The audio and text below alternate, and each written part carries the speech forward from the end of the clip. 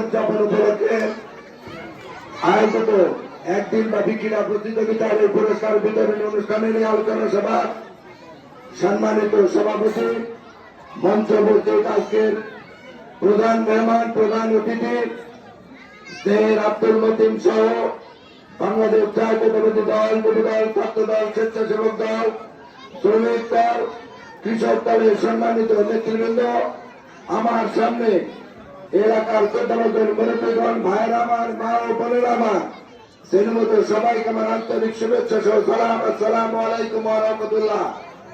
বক্তব্য আমি কিছু দেব না, বক্তব্য এইটাই, আপনাদের যদি সহযোগিতা থাকে তাহলে মাদ্রাসা চলবে। গত 17 বছর আগে এইখানে দাঁড়িয়ে এই কথাগুলো বলে গেছি। আপনাদের সহযোগিতার অভাবে মাদ্রাসা আজকে অবহেলিত। আজকে যদি আমরা চিন্তা করি, একটা অনুষ্ঠান হচ্ছে, এইখানে ধরেন আমার ছোট ভাইয়েরা এই অনুষ্ঠানের আয়োজন করেছে, আমার বড় ভাইয়েরা তো আছে, ভাবিরা মায়েরা বোনেরা যদি এখানে আসতে পারে তাহলে ভাইয়েরা কি হয়েছে? ভাইয়েরা তো অসুবিধার কোনো কারণ নাই। আপনারা যতদূর সহযোগিতা করবে আপনাদের জন্য ততদূর সহযোগিতা আগে যাবে, এইটাই বাস্তবতা। সহযোগিতা করবেন না, সহযোগিতা দিবেন, এইটা হয় না।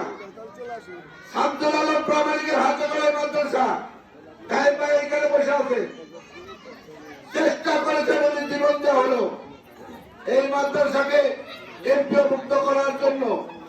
যেহেতু হয় নাই কখন, যে কোনো ত্রুটি হোক, যে কোনো কাগজপত্রের অভাব হোক, বিবাদিত কোনো কারণ হোক, হয়নি আর কি।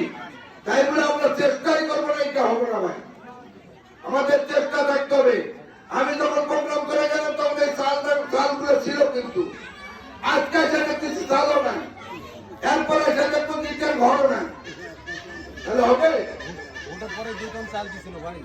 সরকারি মানুষ আপনারা যদি লেখাপড়া শিক্ষার উপরে এত ভালো থাকে তাহলে এইটা কিন্তু অসম্ভব বিষয়। এইটা আপনাদের গ্রামের প্রতিষ্ঠান, আপনাদের জমে করা, আপনাদের যদি আপনাদের রায়